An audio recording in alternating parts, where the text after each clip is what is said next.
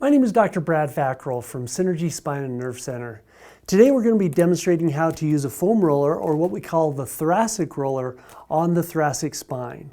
So Sabrina's going to demonstrate how to use the thoracic roller, or what is sometimes called the T roller. What's important is she's going to be rolling on her spine between only the thoracic region, so that's just in the mid-back.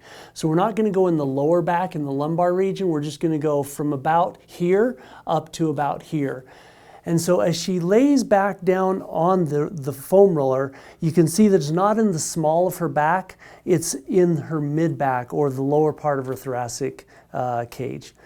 And what she's going to do to start is, you can see that she kind of lifts her hind end up off the floor, and then she's just going to roll up and down on the foam roller.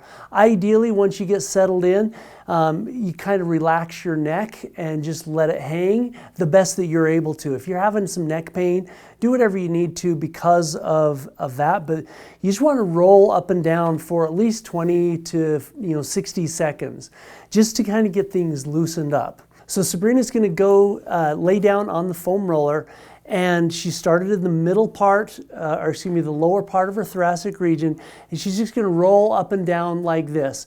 Ideally, your head should be in a relatively relaxed position, but if you're having neck pain and you need to hold it up a little bit more, that's okay.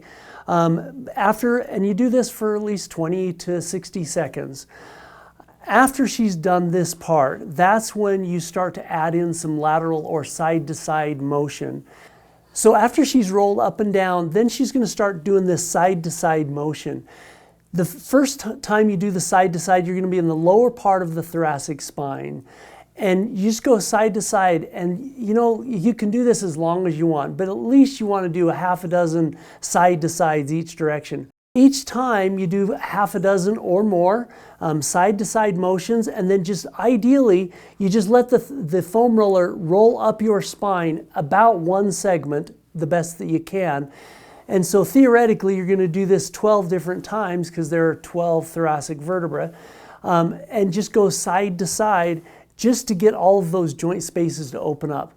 The beautiful thing about the foam roller is what it does is it literally creates a pumping action to get those discs to start to rehydrate.